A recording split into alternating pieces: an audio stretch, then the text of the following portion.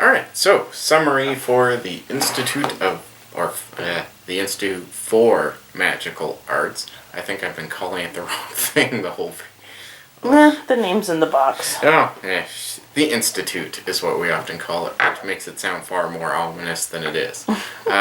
First off, I really enjoyed the aesthetic to this one. I think the art comes across really, really excellent for the type of game it is and to convey, the general feeling and theme they're going for.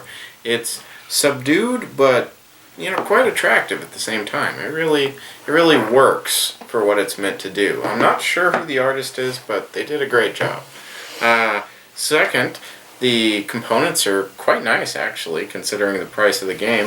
Everything is wood, for chunky. The bits, and they're big and rolly, and that's always neat. And we didn't, Camera Wife did get one. The big, chunky 3-point cubes are always awesome. The cards are decent quality. I mean, you may consider sleeving it if you're going to use it a lot. They're not super 300 GSM linen or anything goofy like that. But, keeping the price point down makes it certainly an attractive style of card. And, geez, it goes for like $18-20 or something. So not exactly a bank breaker. Now, I've been having a little bit of trouble pinning down whether I would actually call this a filler game or not, because it plays just long enough and with just enough, strategy and control over the randomizing factors that it definitely straddles the border between filler and just light game. I kind of consider the scale to be fillers, which are things more like Biblios, for example. Light, medium, and heavy. So it definitely, to my mind, straddles the line there. And it really, for a dedicated 2-player game with, 2 types of actions to take stones, place stones, it really manages to feel surprisingly interactive and interesting. You can have the same strategy each game and have it play out wildly differently. Not just because of randomizers from things like, your crystal balls or things like that, but also the actions your opponent's undertaking. After that epic fight over the stone, it was shut down the very next turn. It gave out 2 stones. Woo. So it's a very interactive dueling game, really. It's in a way it has some race aspects, as it's first to the points, but so much of the game revolves around countering what your opponent is doing and deciding, is it worth investing more stones to stall them from getting this item another turn? Should I push really hard into the item and try and just take it? Should I abandon it entirely for greener pastures? I'm really beginning to think that Dr. Finn's style is to make deceptively simple games. This is only the second one of his we've played. We're definitely hoping to try the shrimp game someday soon. I mean, how can you not want to play a game called Let Them Eat Shrimp? Honestly, that's just... I don't know how I missed that. Objected to pickles. Pickle? Oh yeah, in a pickle, please. Don't even mention that. Anyway, so it, don't judge his games by first glance. Because, if you were to describe this game, it would probably sound hideously simple and boring. Take stones or place stones. I mean, woo.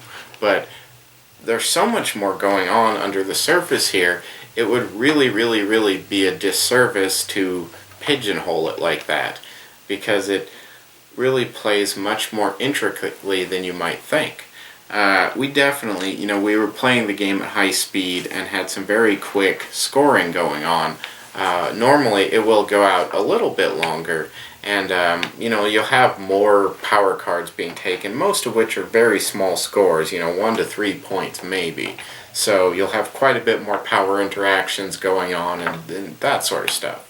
And also, we didn't really, did we even get any one uses?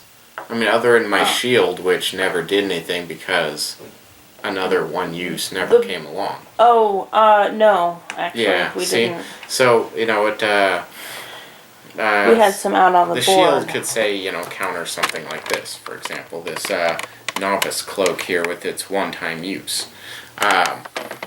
And also, you know, the game's set up to where you can play longer if you want to. You know, the backside of the scorecard goes all the way up to 40. And there's definitely very, very detailed rules to this game. You know, it covers pretty much every base in the rule book and accompanying card pamphlet.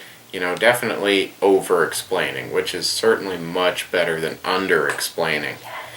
Oh my goodness. Or dealing with something like, say, Mage Knight, or Imperial Assault, where you're sitting there with 2, 3, 4, whatever rule books going, okay, I know the thing I remember is in one of these books. Let's try the reference guide.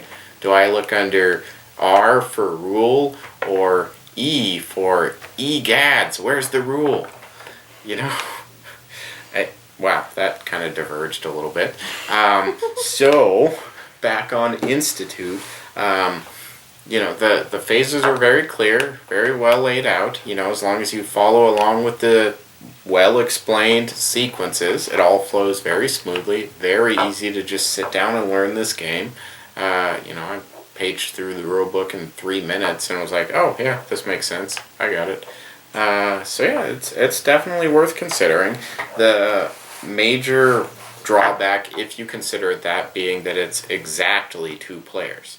You know, so if you're not one to sit down and just play with one other person, you know, this is definitely not for you.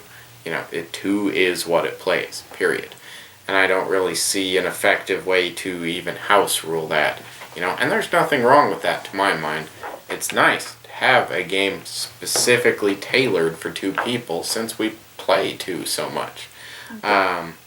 Yeah.